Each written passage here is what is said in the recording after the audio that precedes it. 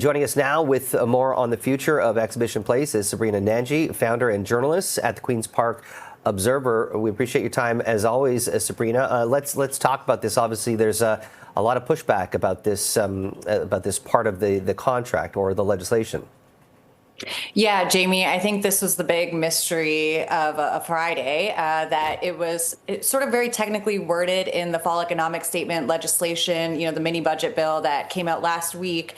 And it essentially just says that the Exhibition Place grounds will be, baked into the Rebuilding Ontario Place Act, which would allow the government to override municipal bylaws, provincial laws, and essentially do whatever they want. What they want to do still remains a big question mark, and I think you guys got the same, rather high level statement from the tourism minister's office saying that this is all about streamlining processes and making it easier to follow through on the Ontario government's plans for Ontario Place and the big makeover that's happening on the waterfront.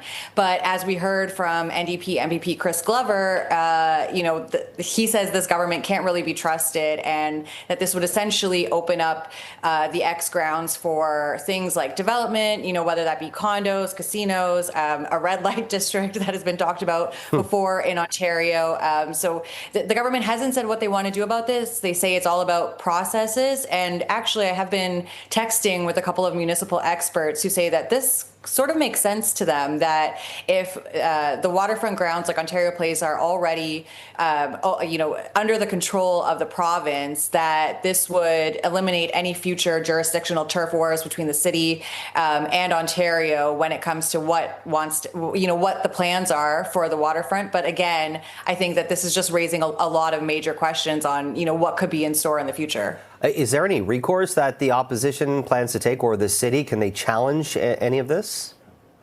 Well, it's interesting. We heard from Ozma Malik, the deputy mayor earlier, who is in charge of the X committee, or on the X committee, and she said that while they still have a lot of questions too, they don't have a lot of answers on what the province is doing necessarily. They want this still in the city of Toronto's hands. So I'm not sure if there will be a lot of pushback legally. We had seen Toronto Mayor Olivia Chow sort of back off some of the turf wars that were happening with Ontario Place.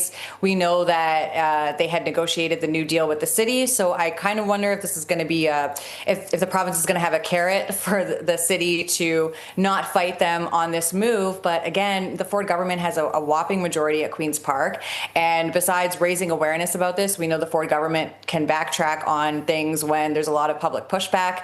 I don't know if that's going to happen in this case, but essentially the government, this bill is on track to pass, and there's not much that the opposition can do right now. And we also don't know, what the government is planning to do with this latest move. So I think that it's pretty much steady as she goes right now for the Ford government. We'll see what happens. Sabrina Nanji, always appreciate your time. Thank you.